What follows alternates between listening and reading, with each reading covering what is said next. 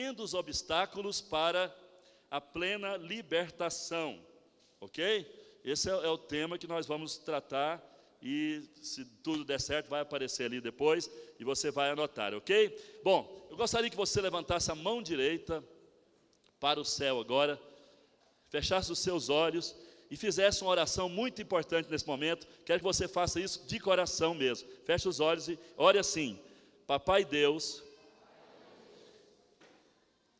agora, muito obrigado. Eu lhe agradeço por tua graça em Cristo e o teu amor que me envolve. Eu lhe peço agora, papai, em nome do teu Filho primogênito, que é o meu Salvador, o meu substituto na cruz e o meu sumo sacerdote fiel, que tu me concedas agora a tua poderosa graça libertadora, para que eu e minha família saiamos daqui hoje totalmente livres de todo o ciclo de condenações, de maldições e castigos por colheitas dos nossos pecados, os quais foram todos lançados sobre Jesus, para que eu e os meus entes queridos que estamos nele não tenhamos mais que sofrer qualquer dano por eles. Te peço, querido Abba, que por meio deste teu favor, que sei que não mereço, mas o tenho em Cristo, que tu me abras agora os meus olhos para ver, e os meus ouvidos para ouvir, e o meu entendimento para entender a tua palavra, que será a mim ministrada nesta noite. Quero sim me apossar da plena libertação de todas as maldições que ainda têm afetado a mim e a minha família, devido às nossas crenças erradas, e por estarmos vivendo pela lei, ou misturando a graça com a lei. Quero hoje, papai querido, sair daqui junto com todos os que amo, com plena saúde e com todas as bênçãos de uma vida longa, próspera e cheia de alegrias, em nome de Jesus Cristo. Amém e amém.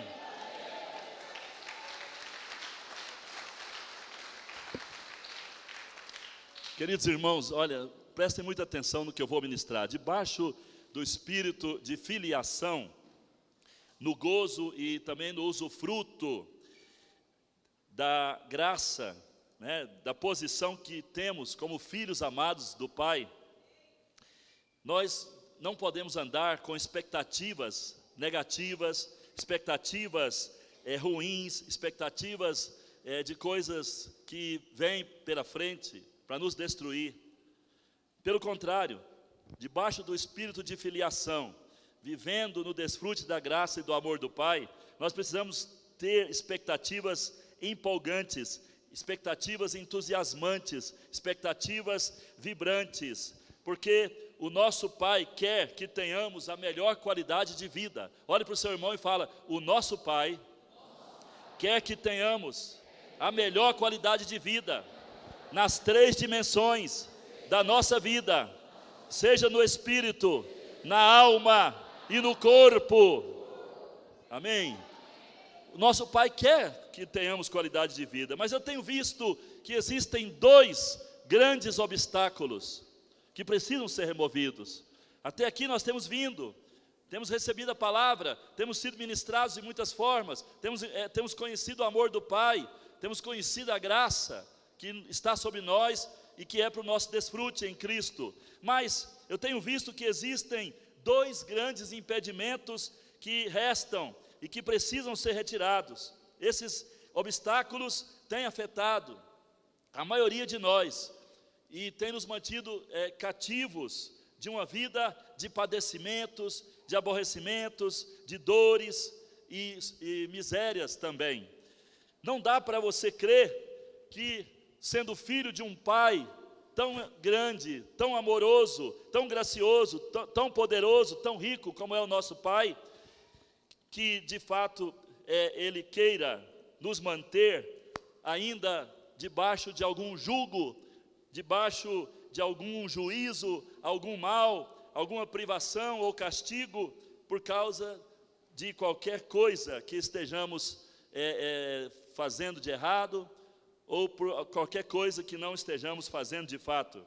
Os dois obstáculos que têm estado presentes na maioria dos irmãos, têm estado presente no sistema de crenças da maioria dos cristãos atuais, e que não se sustentam, né, não permanecem à luz daquilo que a palavra nos ensina sobre a graça e sobre a obra da cruz, são, primeiro, a maldição geracional.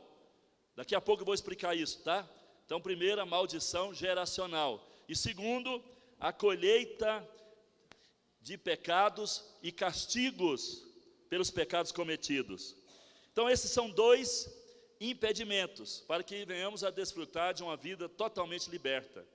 E eu quero, desde já, dizer, não existem maldições para quem está em Cristo Jesus. Não existem maldições para quem está vivendo debaixo da graça. 2 Coríntios capítulo 5, versículo 17, vocês conhecem esse versículo de cor. E assim, se alguém está em Cristo, nova criatura é. As coisas antigas já passaram, eis que tudo se fez novo.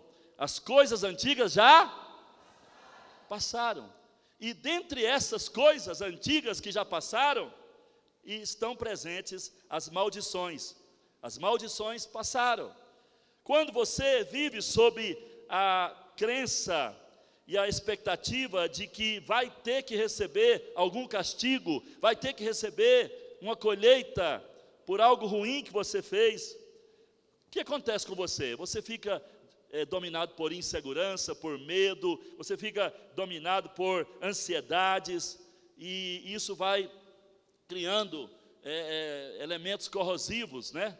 Radicais livres, que são elementos corrosivos dentro do seu sistema nervoso, na sua saúde, e eles vão afetando você, vão enfermando você, vão destruindo você lentamente, né, silenciosamente. Por quê? Porque lá no íntimo você está com expectativa de que vai receber alguma penalidade, que vai colher algo, vai ter uma colheita grande por algum erro, algum pecado seu. Ora, isso não está de acordo com os ensinos do Novo Testamento, né? Nós, durante algum tempo, sustentamos essa crença errada de que a maldição geracional poderia, né, estar na vida dos cristãos também. Pode estar na vida dos cristãos. Eu tenho que fazer aqui uma ressalva que, de fato, muitos cristãos ainda carregam essa maldição, mas não é que eles têm que carregar, é que eles estão crendo errado. Vocês vão entender daqui a pouco como que a crença errada é destrutiva e como pode manter cristãos cativos debaixo de maldição, sem que de fato isso seja plano de Deus, ou que seja algo vindo do céu, e que Deus queira isso, né? Então, preste muita atenção, essa maldição geracional, ela está prevista na lei de Moisés, tá? E muita gente está ali preso, né, na lei, e está realmente vivendo uma vida abaixo, né, daquilo que Deus deseja. Ora, amados irmãos, essa crença que nós tivemos foi uma crença equivocada. Eu tenho que ser aqui suficientemente quebrantado, humilde, para dizer que nós sustentamos uma crença errada durante muito tempo.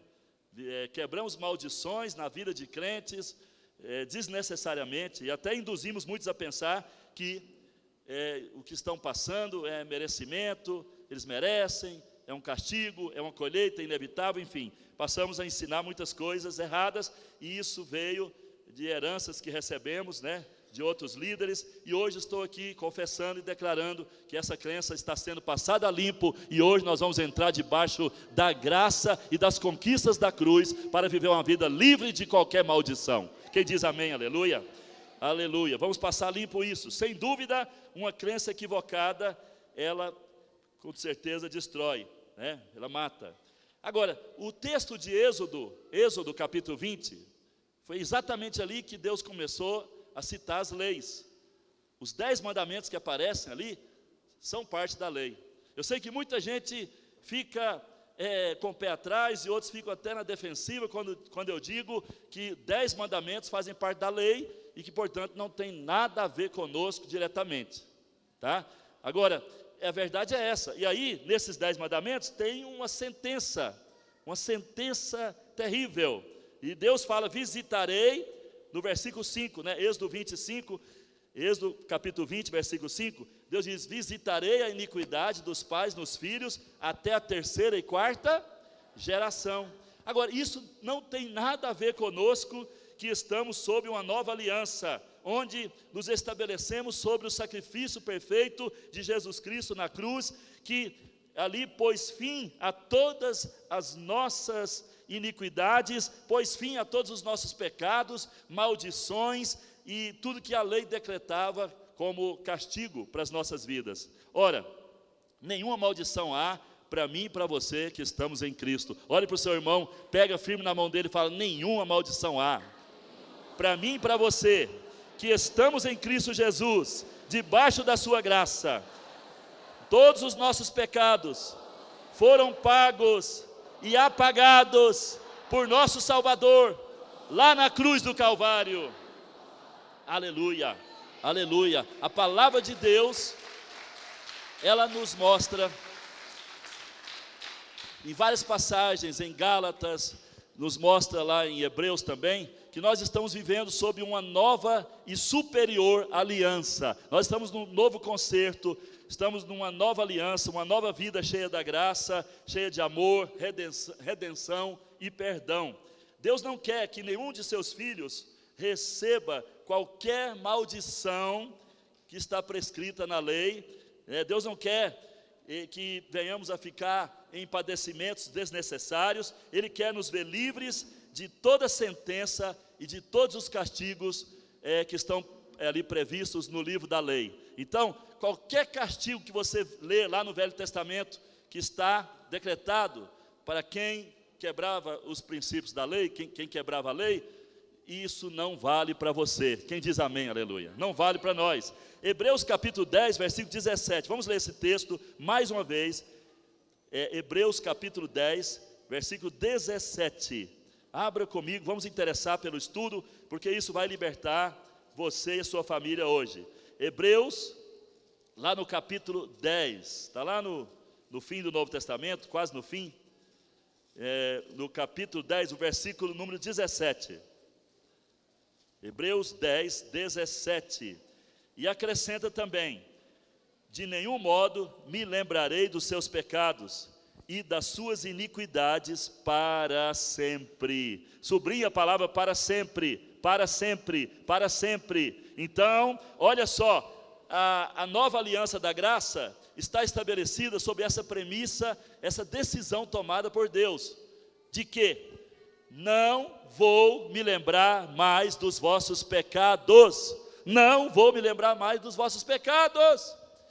Olha, meu irmão, olha para quem está do seu lado aí, mais uma vez, fala assim, amado, querido, Deus nunca mais, você entendeu? Nunca mais tratará conosco como réus e devedores, mas sim, sempre como redimidos pelo sangue do seu Filho amado, Jesus Cristo, e vai também nos ver como filhos aceitos e amados e perdoados para sempre. Aleluia, glória a Deus. Amados irmãos, a nova aliança da graça veio para acabar de vez com todo ciclo de maldição e todo tipo de maldição geracional, né, que vem de família, na vida de todo aquele que crê em Jesus. Essa coisa de filho pagar pelo pai, sofrer por causa dos pecados dos pais, pode ocorrer? Pode ocorrer? Pode. Mas vou explicar que tudo está fora da graça. Tudo, isso acontece com quem está fora da graça completamente. Olha só, isso ocorre, né? Ou seja, essa maldição geracional ela vem sobre a vida daqueles que estão fora da graça, lá no mundo de pecados sem Jesus. As pessoas lá fora sofrem as maldições, sofrem pelas maldições, né, que os pais lançam sobre elas, ou que os pecados dos pais forçam, porque na verdade quebram os princípios da lei, e aí os decretos da lei vêm sobre os filhos, né? Então, isso pode acontecer lá fora. Também pode acontecer dentro da igreja, na vida dos crentes que estão tentando ser justificados na base de: eu dou conta de fazer isso, eu farei aquilo, eu deixarei de fazer isso, eu vou cumprir isso, eu vou cumprir aquilo, eu vou ser santo no esforço próprio, eu vou ser justo na minha força. Então, todo crente que vai pela lei, que segue a sua fé na lei, que continua, né, centrado em cumprir a lei, esse recebe maldição, porque a lei é muito radical. Ou seja, ou você cumpre ela 100%, ou não vale cumprir 99%. Não tem meio termo, não tem cumprimento parcial da lei. A lei só é tida como justificadora, ela só é tida como cumprida por Deus quando você diz: cumpri tudo, guardei tudo, não errei em nada, né? Mas a Bíblia fala que a lei não faz santo, a lei provoca o pecador que está em nós e nos leva muitas vezes a pecar, né, por causa da nossa tendência e da nossa natureza pecaminosa, né, que sempre são atiçadas quando estamos diante de algum decreto, algum mandamento, alguma proibição ou restrição. Ora, então a maldição, as maldições da lei, a maldição geracional podem vir na vida dos crentes que insistem em ser justificados pela lei. Também podem acontecer na vida dos crentes que, embora estejam na graça, eles preferem crer de maneira contrária e batem na tecla que, de fato, eles têm que ser fiéis nisso e naquilo, e acabam misturando as alianças, né? Misturando a graça com a lei, misturando a velha aliança com a nova aliança, e assim por diante. Então, quando há essa mistura de alianças, aí as maldições podem sim vir sobre os crentes. Agora, tem um texto na Bíblia que está em Jeremias capítulo 31, 29 a 31, quero que você abra a sua Bíblia aí, porque nós vamos fazer um link, né? Vamos linkar esse texto de Jeremias 31, 29 a 31, com João capítulo 19, ok? João 19, mas vamos ler aqui primeiro, Jeremias capítulo 31, 29 a 31. Olha o que está profetizado para esse tempo que Jesus veio à terra, né? Então, olha aqui, para o tempo que Jesus veio cumprir aqui a vontade do Pai e se entregar como sacrifício perfeito em nosso lugar. Então, olha, Jeremias 31, versículo 29 a 31, fala assim, ó: naqueles dias já não dirão, olha aqui, naqueles dias já não dirão. Aqui está falando de quais dias? Os dias da vinda de Jesus, os dias que Jesus estaria na terra e que morreria em nosso lugar. Então, naqueles dias, ou seja, cumpridos esses dias, não dirão mais, já não dirão: os pais comeram uvas verdes e os dentes dos filhos é que se embotaram. Presta atenção, isso aqui refere-se à maldição geracional. Os pais comeram uvas verdes e os dentes dos filhos sofreram consequência. Ou seja, os filhos receberam o embotamento, receberam maldições. Versículo 30, cada um, porém, será morto pela sua iniquidade. De todo homem que comer uvas verdes, os dentes se embotarão. Aí vem o 31, eis, aí vem dias, diz o Senhor, em que firmarei nova aliança com a casa de Israel e com a casa de Judá, não conforme a aliança que fiz com seus pais, ou seja, essa será uma aliança nova. Então preste atenção, chegou esse dia já veio, lá na cruz, Jesus estabeleceu com seu sangue o final da aliança velha, da antiga aliança da lei, e ali também começou a nova aliança da graça. Agora vamos ver o cumprimento. Quando é que foi o cumprimento dessa profecia? Vamos ver lá, em João capítulo 19, versículo 28. João 19, 28 a 30. Vamos ver lá. Deixa o texto de Jeremias aberto. Deixa Jeremias aberto, tá? E vai lá para João capítulo número 19. Evangelho de João, capítulo 19. Veja de que maneira essa profecia se cumpriu na vida de Jesus, e como Jesus cumpriu essa profecia para nos liberar a graça da nova aliança e o perdão eterno. João 19, versículo 28 a 30, está escrito assim, ó: depois, vendo Jesus que tudo já estava consumado, para se cumprir a escritura, ele disse: tenho sede. Estavam ali um vaso cheio de quê? Vinagre. Embeberam de vinagre uma esponja e, fixando-a num caniço de sopo, lhe achegaram a boca. Quando, pois, Jesus tomou o vinagre, ele disse: está consumado. Inclinando a cabeça, rendeu o espírito. Ora, presta atenção aqui. Uma pessoa que está com muita sede de água, né, que precisa de água, está num sol escaldante ali, com muita sede. Você acha que tem estômago? Uma pessoa, né, você teria estômago para beber vinagre? Agora, presta atenção, esse vinagre não era qualquer vinagre. Vinagre feito com uvas verdes. E esse vinagre do Oriente, feito com uvas verdes, ele era o mais forte. Era aquele vinagre encorpado. Hoje quase não tem esse vinagre encorpado mais, né? Quando eu era menino, a gente comprava no mercado um vinagre encorpadíssimo, assim, até cheirava forte. Não sei se alguém lembra disso, né? Tinha um vinagre assim fortíssimo, né? Umas gotinhas já dava para você sentir o sabor dele, né? Um vinagre poderoso. Então, Jesus ali, ele bebeu o vinagre. E a palavra diz que tinha uma vasilha cheia e a esponja era grande. Amarraram aquela esponja ali, bebida de vinagre, e levaram até a boca dele. Ora, ninguém aguentaria beber vinagre numa situação daquela.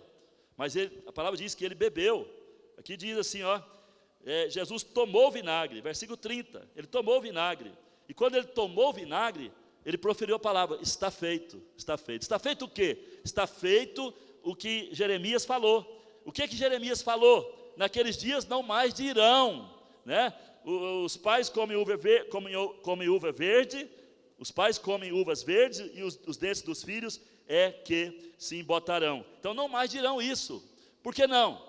Porque Jesus, ali na cruz, ele bebeu o vinagre.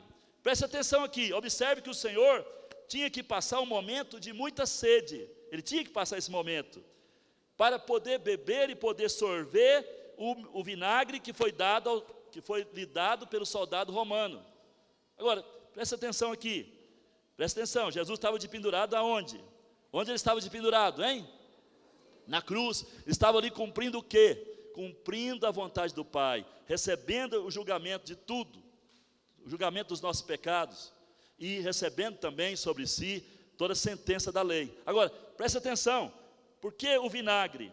Você tem que fazer o link aqui, observar o seguinte, que Jesus tinha uma sede grande de que a profecia se cumprisse. Na verdade, a maior sede dele não era de água, porque ele era a própria água viva. Na verdade, Jesus estava com a sede de que a profecia de Jeremias se cumprisse logo. Ele queria ver o povo dele liberto de toda maldição da lei, de toda maldição geracional. Quem diz amém, aleluia?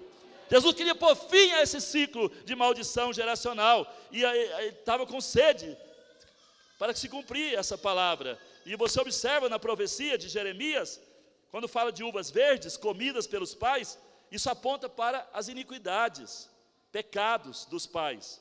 Já a maldição geracional está expressa nas palavras: os dentes dos filhos embotaram. Os dentes dos filhos embotaram. Aqui está o quê? Aqui está a maldição geracional. É interessante que há, lá no Oriente, né, esse vinagre que eu falei aqui, de uvas verdes, muito encorpado, azedo ao extremo. Mas Jesus tomou o vinagre para dizer, acabou. Agora, daqui para frente, não tem mais aquela profecia que afirmava antes que Jeremias aparecesse, que se os filhos, se os pais cometessem pecados, se os pais transgredissem a lei, os filhos sofreriam as consequências e as maldições disso. E Jesus está dizendo, agora que eu tomei o vinagre, linkando aquela profecia, mostrando que eu tomei sobre mim, absorvi agora todas as maldições da lei, e portanto não há mais maldição geracional para aquele que estiver em mim, que crer em mim. Aleluia, glória a Deus. Se você entendeu, diga aleluia, glória a Deus, aleluia, glória a Deus, aleluia. Todas as maldições acabaram, todas as maldições terminaram, todo o ciclo de maldição geracional acabou. Levante sua mão direita e fala, graças a Deus, graças ao meu Salvador Jesus Cristo, que tomou o vinagre lá na cruz, eu recebi a plena libertação de todas as maldições. Não há mais nenhuma maldição que eu tenha que carregar, ou que meus filhos vão carregar, por causa dos pecados dos nossos antepassados. Estamos livres. Aleluia, glória a Deus, aleluia. Não há maldição para mim. Olha para o seu irmão, pega na mão dele e fala, não há mais maldição para mim nem para você, que estamos em Cristo. Aleluia. Olha, e quando Jesus percebeu que havia cumprido essa profecia ali, bebendo vinagre, aquilo era significativo para o pai e para ele, aí Jesus disse, agora sim, agora está consumado mesmo, agora está feito, agora está concluída a obra. Quem diz amém, aleluia? A obra da cruz é completa, a obra da cruz é completa. O que acontece é que tem muito crente que se apropria de parte da cruz, de parte das conquistas da cruz. Diga, eu quero todas as conquistas da cruz.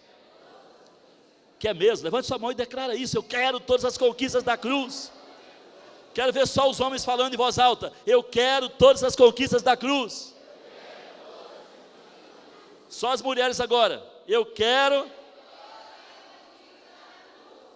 Amém, glória a Deus. Olha, amados irmãos, então, ali Jesus acabou com as maldições. Gálatas capítulo 3, versículo 13. Gálatas capítulo 3, versículo 13. Olha o que está escrito. Gálatas capítulo 3, versículo 13 e também o 14. 13 e 14. Gálatas 3. Diz assim a palavra, olha, Cristo nos resgatou da maldição da lei, fazendo Ele próprio maldição em nosso lugar, porque está escrito, maldito todo aquele que for pendurado em madeiro, para que, aí agora vem um para que, depois que Ele completou tudo ali na cruz, né, bebeu vinagre, acabou com a maldição geracional, estancou todo decreto, toda sentença de morte, de miséria contra a nossa vida. Então, o que Ele liberou? Aí diz, para que, versículo 14, para que a bênção de Abraão chegasse aos gentios em Jesus Cristo, a fim de que recebêssemos pelo Espírito prometido, pela fé, o Espírito prometido, aleluia. Isso quer dizer que o Espírito prometido veio para nos fazer filhos do Pai, e veio para nos dar heranças maravilhosas, e nos tirar debaixo de toda condenação, todo castigo, todo julgamento, toda penalidade, e toda condenação, e toda maldição, e hoje nós estamos livres para viver uma vida abençoada, próspera, sadia, e uma vida cheia do Espírito Santo. Aleluia, glória a Deus. Então, a maldição acabou. E qual é a bênção que Abraão carregou, vivendo na graça? A bênção tríplice. A bênção tríplice que Abraão levou foi viver uma vida longa, viver uma vida saudável. Você não vê Abraão correndo atrás de remédio, você não vê Abraão acamado, você não vê história, né, que Abraão estava sofrendo, padecendo necessidade. Você vê Abraão crescendo em graça, crescendo em tudo, né? Prosperando em tudo à medida que caminhava. se você ler a história de Abraão, você vai ver que até quando Abraão pecou, né, Abraão errou, mentiu, Deus veio, permitiu a correção, mas logo em seguida Deus nem lembrou mais do pecado. Deus simplesmente disse que ele seria próspero, que ele seria seu escudo, e Abraão foi crescendo, foi prosperando, e até depois de uma situação de erro, ele saiu exaltado. Isso é a vida debaixo da graça. Quem diz amém, aleluia? Essa é a vida debaixo da graça. Pode dizer amém, aleluia? Amém. Glória a Deus. Então, precisamos carregar isso no coração, meus queridos. Agora, não basta crer e se apossar dessa libertação apenas. Ou seja, estamos sabendo aqui que Jesus cumpriu a profecia de Jeremias e não temos que carregar mais maldição dos nossos antepassados. Não temos que levar sobre nós e nem aceitar para frente nas nossas gerações quaisquer maldições dos antepassados. Mas existe um outro obstáculo monstruoso. Há um outro obstáculo monstruoso que nós temos que derrubar hoje aqui também, para que possamos ter uma vida plena, livre e completamente abençoada. Esse obstáculo se chama colheita de pecados cometidos e castigos. Precisamos então crer na verdade que nos é transmitida no Novo Testamento.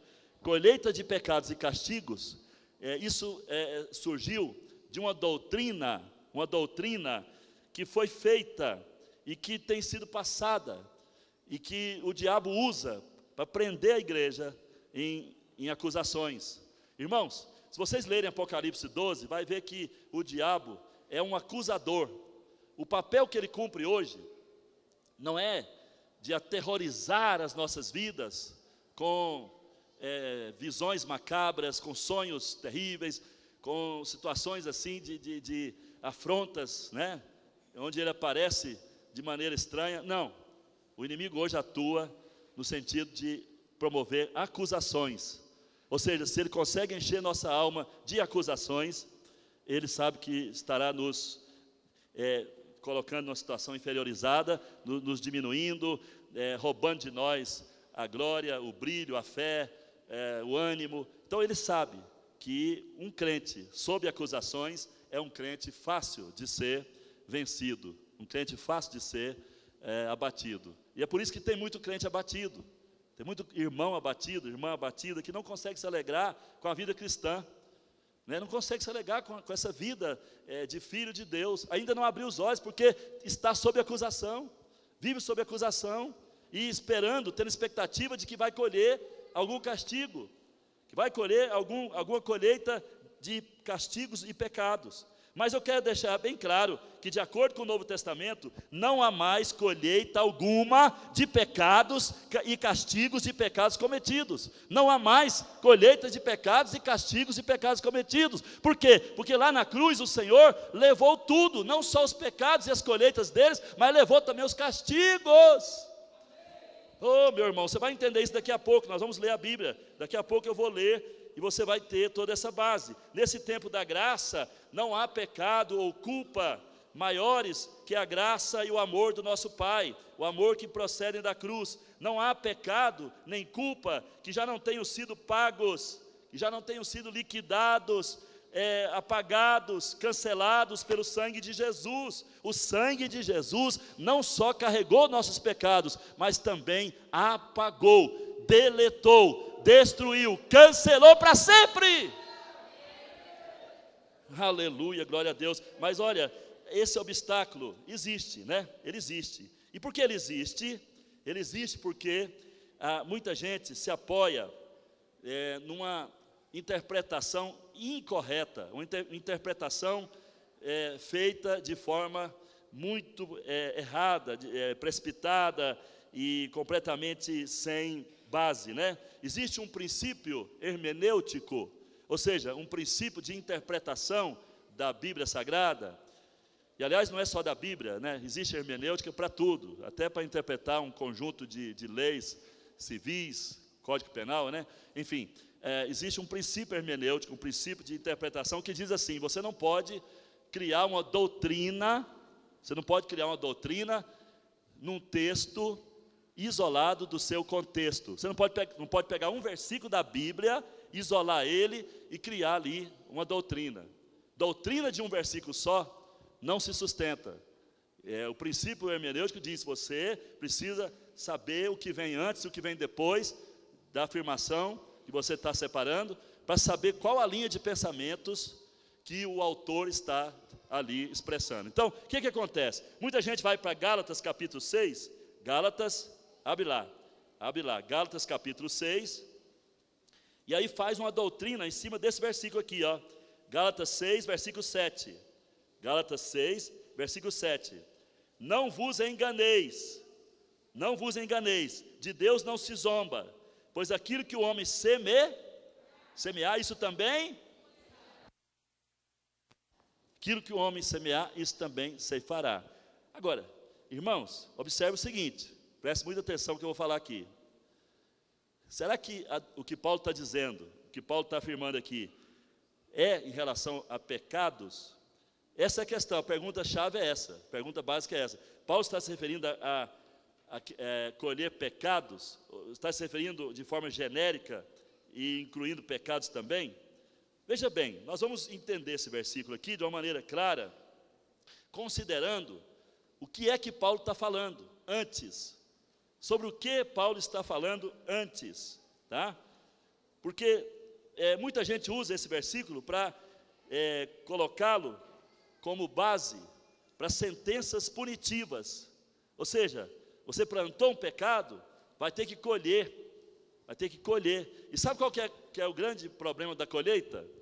Você planta ali na cova uma semente de milho, vai brotar um pé, e aquele pé vai lhe dar centenas e milhares de sementes, novas sementes.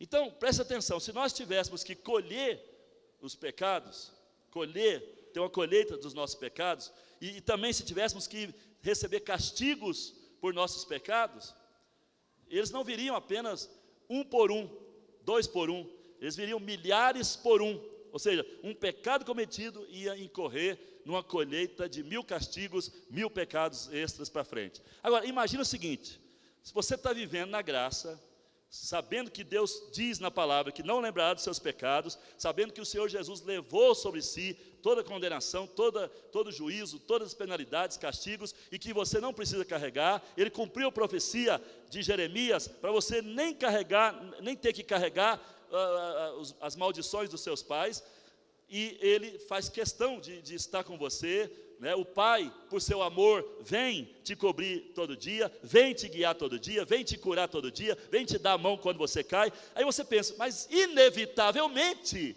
a palavra diz, se eu semeei, eu vou colher. Imagina, seria uma contradição, seria um contrassenso, nós viveríamos a vida toda acusados, a vida toda sofrendo, padecendo, pagando por aquilo que já foi pago. Ora, se você vai ali no armazém, no lugar onde havia uma dívida, onde você devia, né? Hoje em dia não tem isso mais, né? Antigamente tinha um negócio de anotar na caderneta, anotar num caderno, as dívidas, né? Os compromissos que as pessoas faziam na mercearia, tal, as compras. Aí, imagina que estamos nesse tempo, aí você vai lá, tem uma lista de contas, né? Aí a pessoa fala, você vai ter que pagar muito mais, tal. Aí você fica ali acusado. Mas se eu vou lá e pago as contas, olha, eu vim aqui pagar essas contas do meu amigo, do meu irmão, tal, aí eu pago as suas contas lá, aí você chega lá depois e diz, olha, eu estou sofrendo, porque eu sei que vou ter que pagar muitas vezes mais e tal. A pessoa diz, não tem conta mais não, alguém veio aqui, pagou a conta, rasgou a caderneta, queimou, e não tem nem vestígio mais das suas dívidas, você já está livre, você não tem mais nada a pagar. Ora, a pessoa vai viver atormentada sabendo que já está tudo pago? Então nós não temos que viver atormentados, porque todas as nossas dívidas impagáveis foram pagas pelo Senhor na cruz do Calvário, para nós vivermos uma vida livre de condenação. Quem diz amém, aleluia? Glória a Deus. Mas talvez você não está satisfeito ainda. Apóstolo, não estou satisfeito com a explicação. Ok, vamos voltar então para Gálatas capítulo 6, vamos ver o versículo anterior, versículo 6. O que Paulo está falando? Olha aí, mas aquele que está sendo instruído na palavra, faça participante de todas as coisas boas aquele que o instrui. Afinal de contas, o que Paulo está falando aqui?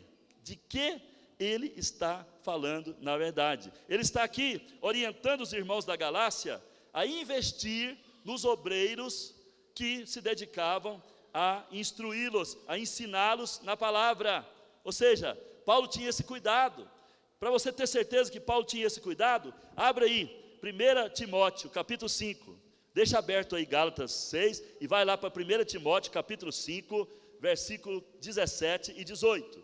1 Timóteo, capítulo 5, 17 e 18. Olha o que Paulo fala. Olha a importância que ele dá.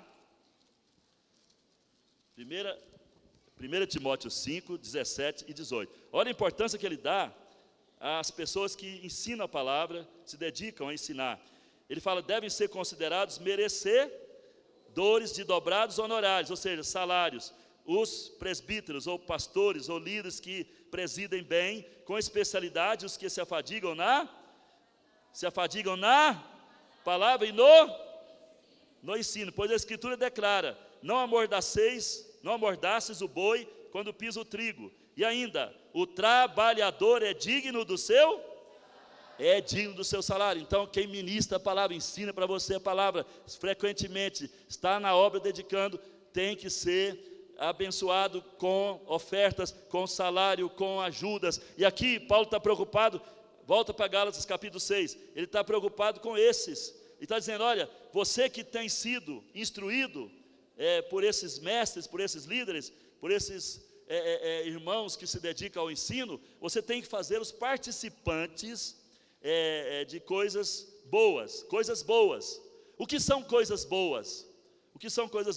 Paulo está falando, olha, tudo que tem a ver com a vida prática. Então, vocês devem semear dinheiro, vocês devem semear presentes, hospitalidade, carinho, amor, roupas, boas coisas, enfim, tudo que vocês puderem semear, semeia nesses homens, nessas mulheres que estão dedicando a ensinar vocês na palavra. Aí no versículo 6, no versículo 7 ele fala, vou até fazer uma paráfrase, vou parafrasear esse versículo, ou seja, eu vou citar esse versículo numa linguagem fácil, para você entender. Então Paulo fala assim, vocês que têm sido muito edificados, abençoados na palavra por esses mestres incansáveis, vocês devem saber o seguinte, não se faz chacota de Deus, ou seja, ninguém depois vai dizer, Deus não se importa, Deus não está nem aí para nada, não, ninguém vai fazer chacota de Deus, porque tudo que vocês semearem nesses homens, nessas mulheres, ou seja, presente, dinheiro, hospitalidade, comida, qualquer coisa que vocês semear, isso você vai ter colheita disso. Então, Paulo está dizendo aqui, é sobre isso, está falando aqui de semeadura. E tem um detalhe que eu quero passar para vocês hoje. Quando a palavra semear aparece na Bíblia, se você tiver dúvida, pega uma chave bíblica e verifica lá, todas as vezes que a palavra semear aparece na Bíblia Sagrada. Você vai encontrar essa palavra semear em dois contextos apenas, olha para cá, em dois contextos apenas. Primeiro contexto de ofertas. Semear, 90% que aparece na Bíblia, refere-se a ofertas. E 10% refere-se a repartir a palavra de Deus, pregar a palavra, ensinar a palavra, compartilhar a palavra. Também Jesus falou lá em Marcos 3, 13 e 14, Jesus falou que você semeia a palavra. Jesus citou a palavra do semeador, e Jesus explicou que cada um de nós pode semear a palavra. Então, a palavra semear na Bíblia não tem a ver com pecados. Vou repetir em voz alta, a palavra semear na Bíblia não está relacionada a pecados, ela está relacionada a ofertas, está relacionada a você pregar a palavra. Quem entendeu, diga amém, aleluia, glória a Deus. Quem tiver dúvida, vai na Bíblia e confere, tem várias passagens, 200, 300 na Bíblia que falam sobre semear. Então não está falando de pecado, está falando de ofertas. E veja que oferta para Deus é semente, oferta para Deus não é obra, não é esforço, não é nada. Para Deus é semente, cada semente plantada. É por isso que a palavra diz: de Deus não se zomba. Ninguém pode dar na frente e falar assim: poxa vida, fulano fez tanto, ou seja, fez tanto não, semeou tanto, né? Semeou tanto na igreja, e agora está morrendo pobre, miserável. Isso seria o quê? Seria algo para zombar de Deus. Peraí, Deus, fulano semeou tanto e está morrendo de fome, né? E agora o Senhor abandonou ele. Esse seria o motivo de chacota, de falar: tá vendo, Deus, o Senhor não é nada, o Senhor não cumpre nada. Mas ninguém vai zombar de Deus. Por quê? Porque tudo que você semear e oferta para edificar a casa de Deus, isso vai render uma colheita para você. Quem está entendendo, diga amém, aleluia. Mas apóstolo, aí o apóstolo Paulo, mais à frente, ele fala no versículo 8: porque o que semeia para a sua própria carne, da carne colherá corrupção, mas o que semeia para o Espírito, do Espírito colherá vida eterna. Como entender isso aí então? Apóstolo Antônio Lisboa. Bom, antes de mais nada então, o versículo 6, de Gálatas 6, ele pode ser visto da seguinte maneira: vocês que têm sido tão bem ensinados, edificados na palavra, repartam boas coisas, alimentos, bens, também roupas, dinheiro, presentes diversos, com esses que têm se dedicado ao ensino da palavra, têm dedicado a ensinar vocês. E fiquem sabendo que ninguém jamais fará chacota com Deus, pois aquilo que você semear como oferta, isso virá como colheita, vai vir como colheita para você. Agora, o contexto não está falando de pecados, mas de ofertas. E em Gálatas 6,6 fala de dar, semear, né? Semear o quê? Boas coisas aos ministros da palavra. E a ênfase aqui está em repartir, compartilhar, contribuir, né? Era isso que era chamado de koinonia. Koinonia na prática era repartir coisas, repartir bênçãos, repartir palavra, repartir fé. Paulo então se preocupava no sentido de que nada faltasse aos que pregavam e ensinavam a palavra. Portanto, Gálatas capítulo 6, versículo 6 fala estritamente de ofertas, de repartir coisas boas, dar finanças, encorajamento, hospitalidade aos que se dedicam à palavra, pregam e ensinam a palavra, e não se refere à colheita de pecados, né? Então, isso é muito importante você colocar aí, se você puder até anotar aí, e não esquecer jamais disso, tá? E, portanto, não existe colheita de pecados aqui, não há nenhum indício de que Paulo esteja aqui falando de plantar pecado, colher pecado, plantar pecado, colher castigo, não. Agora, veja bem, nós nos encontramos sob a nova aliança da graça, né? E debaixo dessa nova aliança da graça, não há mais colheitas, né? Não há mais colheitas de pecados e castigos para nós, porque Jesus levou tudo sobre ele lá no Calvário. Portanto, não precisamos nos preocupar com colheitas. Aí você fala, mas o que eu faço com relação ao pecado? Daqui a pouco eu vou explicar isso também. Mas é importante você saber que esse ciclo interminável de castigo, de pecados, ele não existe mais para mim, para você que está em Cristo. Quem diz amém, aleluia? Olha, meus amados irmãos, como entender então, quando Paulo fala no versículo 8, sobre colher corrupção ou colher vida eterna? Quando você oferta da maneira certa, quando você oferta com o sentimento correto, com o coração despojado, cheio de generosidade, isso faz uma diferença muito grande, porque é assim que se oferta no Espírito. Olha para cá, é assim que se oferta no Espírito, com generosidade, compreendendo que é privilégio, compreendendo que é bênção, compreendendo que é uma oportunidade divina, compreendendo que nós estamos sendo cooperadores de uma grande obra, né? Então, quando estamos cooperando da maneira certa, aí Paulo diz, vocês escolherão vida eterna. E a palavra vida eterna aqui, no original, é zoe. Zoe significa vida que vem de cima, vida acima de todas as vidas, vida gloriosa, vida com prazer. Então, quando você semeia com o sentimento, com o pensamento, com a fé certa, você vai colher alegria. É aquela satisfação também de você saber que você está investindo na obra mais digna, semeando no terreno mais fértil e abençoando para que os obreiros da casa sejam sustentados e também tendo a satisfação de ter resultados e saber que Deus está nisso e que a colheita virá no seu tempo para a sua vida. Quem diz amém? Aleluia? Então, é muito importante compreender isso, irmãos. Se ofertarmos com propósitos carnais, estaremos colhendo o que é corruptível. Mas se ofertarmos com propósitos corretos, no Espírito, então nós vamos colher algo eterno, vamos colher bênçãos de satisfação que vem de cima. O versículo 9, Paulo diz, não nos cansemos de fazer o bem, porque a seu tempo, se colheremos. Ou seja, Paulo está dizendo, olha, você vai colher, a menos que você morra, né, que vai para o céu antes, mas você vai colher tudo. Olha para o seu irmão e fala, você vai colher tudo. O que você plantou aqui, em ofertas, em dízimos, porque Deus é fiel e cumprirá a palavra que diz que tudo aquilo que você semear, você colherá.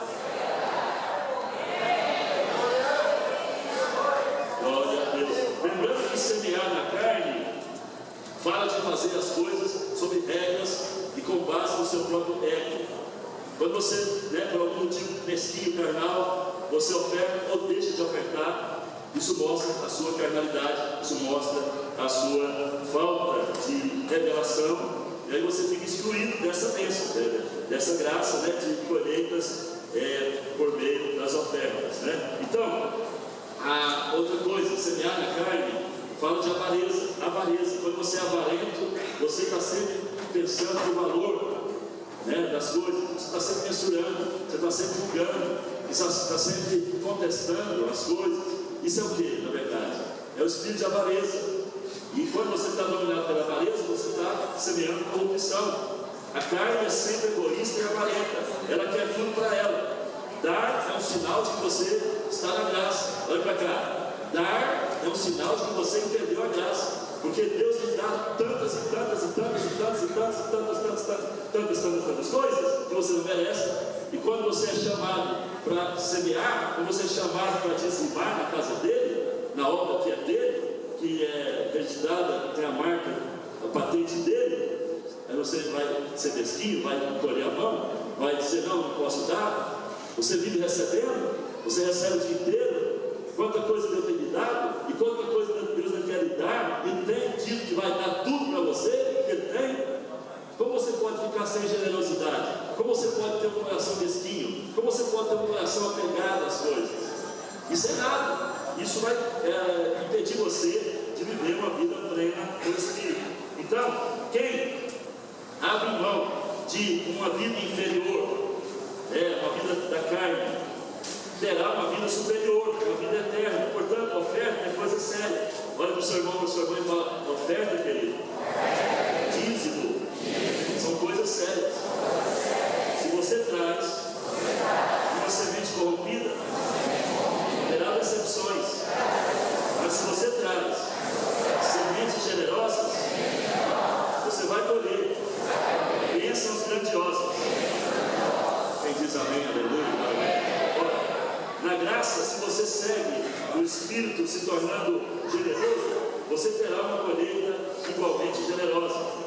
1 Timóteo capítulo 6, 17 a 19, Paulo tem um versículo aqui que eu quero destacar. 1 Timóteo capítulo 6, 17 a 19. Abre comigo, 1 Timóteo 6, 17 a 19. Olha o que diz o texto. 6, 17 e 19. Exorta os ricos do presente século que não sejam orgulhosos, nem depositem a sua esperança na instabilidade da riqueza, mas em Deus que tudo proporciona ricamente para o nosso aprazimento. Que pratiquem o bem, sejam ricos de boas obras, generosos em e prontos a repartir. Olha, Deus quer ver cada um de nós aqui assim, sempre generosos para dar e prontos para repartir. Sempre generosos para dar e prontos para repartir. Sempre generosos para dar e prontos para repartir. Quem diz amém? Aleluia? Glória a Deus. Então, essa é a palavra de Deus. E eu quero, então, dizer para você que nada aqui em Gálatas capítulo 6 se refere à colheita de pecados. A colheita de pecados e castigos, então, existem para quem? Colheitas de pecados e castigos existem para quem? Vou citar aqui agora para quem? Para quem ainda há colheita de pecados e castigos de pecados. Primeiro, para aqueles que estão lá fora do mundo perdido. Segundo, para aqueles que estão ainda vivendo sob a velha aliança da lei. Terceiro, colheita de pecados também vem para aqueles que insistem em viver de forma errada. Que insistem com essa tese, com essa doutrina de que se você plantou o mal, vai ter que colher o mal. Claro, lá fora é assim. Para o crente que está sob a lei é assim. Para o crente que insiste em achar que é assim, torna-se assim. Mas para quem está na graça, compreende a palavra e vive na luz da palavra, não é assim. Portanto, nem eu, nem você que crê, vamos carregar qualquer colheita, vamos receber qualquer colheita de pecados ou castigos. Quem diz amém, aleluia, glória a Deus, quem pode dizer aleluia, quem pode aplaudir o Senhor por essa vitória, quem pode dizer glória a Deus por Cristo.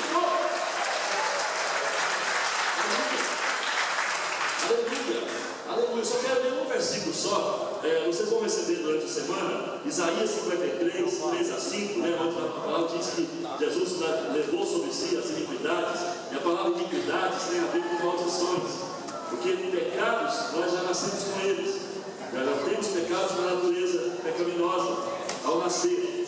Agora, iniquidade se refere à maldição geracional. Então, Isaías 53, 3 a 5, fala que Jesus levou tudo isso lá no seu corpo, né?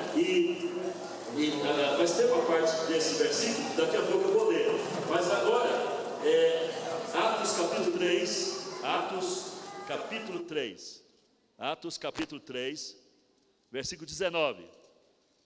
Atos capítulo 3, versículo 19, por favor. Atos 3, 19. Arrependei-vos, pois, e convertei-vos para serem o quê? Para serem cancelados os... O que significa cancelar algo? O que significa cancelar? Tornar nulo, tornar desfeito, né? Então, estou desfazendo algo aqui, eu torno isso sem efeito na minha vida. Olha para cá, Pedro está dizendo, olha, vocês têm que se arrepender e se converter, porque se vocês se converterem, né, aqui está falando para perdidos, se vocês se converterem, se vocês se arrependerem, os pecados de vocês serão um por um cancelados. Cancelados! Estão cancelados. Olha para o seu irmão, fala, pega na mão do seu irmão e fala, você é livre. Seus pecados foram cancelados. Todos cancelados. Todos.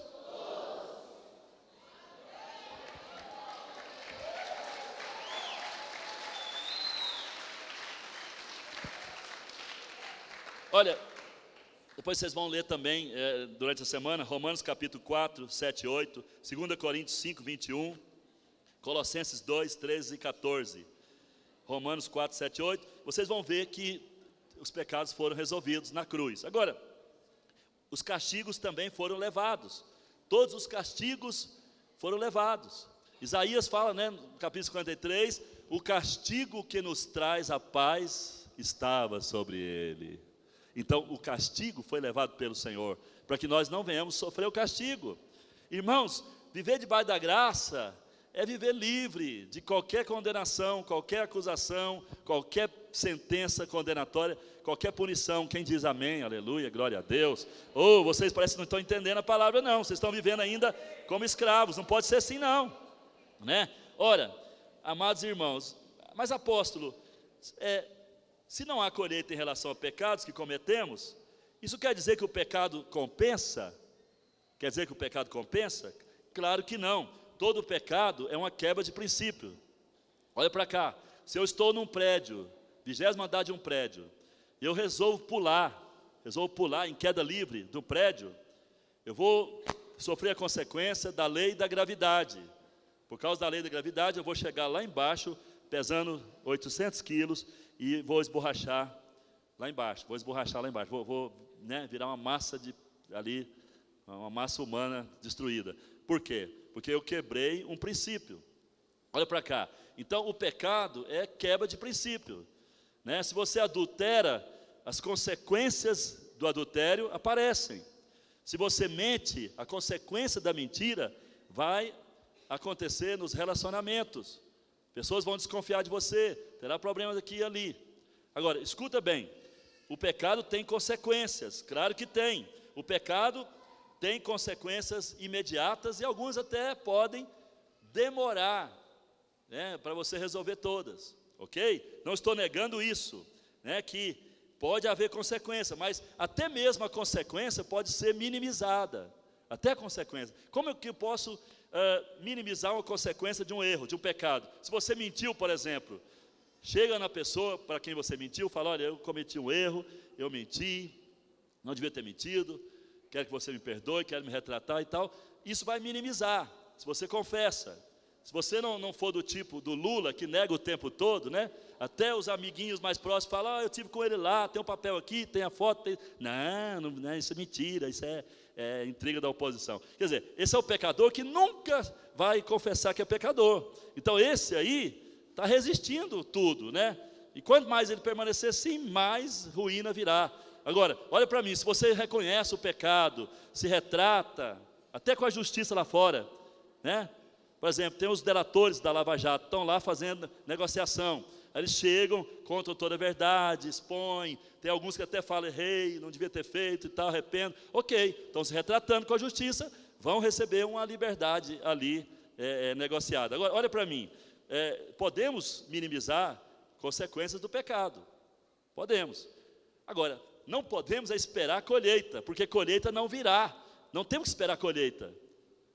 Portanto, fique sabendo que o pensamento leviano de que, porque a graça existe, porque o perdão eterno existe, eu posso viver pecando, isso não coaduna com um cristão que vive como filho de Deus, que pensa no Pai, que lê a palavra, que anda na luz da palavra. Inclusive está escrito lá que aquele que pratica o pecado ainda não nasceu de novo, né? Porque o crente nascido de novo, ele não tem esse prazer mais de chafurdar na lama, né? Ele não tem esse prazer mais de ficar sujo, ele quer ser limpo, faz parte dessa nova natureza. Então, não é que o fato de você saber do perdão eterno, isso necessariamente vai provocar em você a sensação de relaxo. Não, pelo contrário. Eu, por exemplo, cada dia que eu tenho mais luz da palavra, mais eu me sinto próximo do Pai, e mais eu quero estar com o Pai, e quanto mais perto do Pai, mais santificado eu fico, né? Então, é desse jeito. Estudando a palavra, a mente renova, você descobre uma vida maravilhosa que não precisa de pecar, uma vida maravilhosa que não precisa de estar se entregando à leviandade, à vulgaridade, uma vida maravilhosa que você pode falar a verdade, pode ser sincero, pode andar na luz do Senhor, e aquilo que você não pode fazer por si só, por si mesmo, você sabe que tem um agente poderoso dentro de você, que chama o Espírito Santo, que ele aplica a graça, ele aplica a palavra, ele aplica tudo em você, e você acaba se tornando vencedor. Quem diz amém, aleluia? Portanto, vamos compreender a palavra, não vamos aceitar ideias erradas, né? Muitos irmãos ainda estão colhendo pecados, castigos por seus pecados, porque suas crenças estão erradas, né? O diabo sempre mantém cativo o crente que tem uma crença errada, que vive sob pensamentos errados, né? Que o diabo sempre prende o cristão que aceita maldição, que ainda pensa que pode ser amaldiçoado, que ainda pensa que vai colher castigos por seus pecados.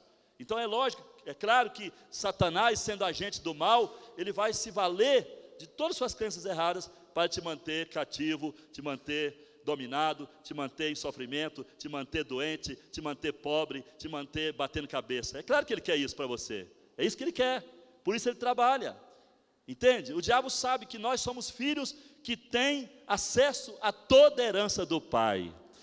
E ele sabe que se nos deixar pensar certo, crer certo, nós vamos possuir nossas heranças. E ele vai ficar derrotado 24 horas.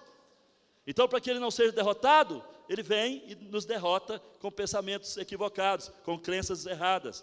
E essas duas crenças que nós estamos hoje desmoronando, elas precisam de fato ser jogadas no passado, jogadas na cruz e definitivamente sepultadas. Nós não temos que colher pecados e castigo de pecados e nenhuma maldição geracional. Tudo isso está encerrado pelo sangue de Jesus Cristo.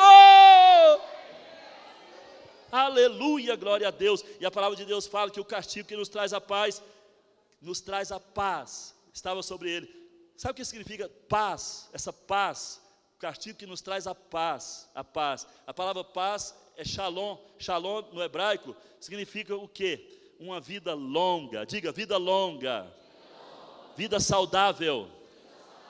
Bem suprida. Abençoadíssima. Forte. Vitoriosa.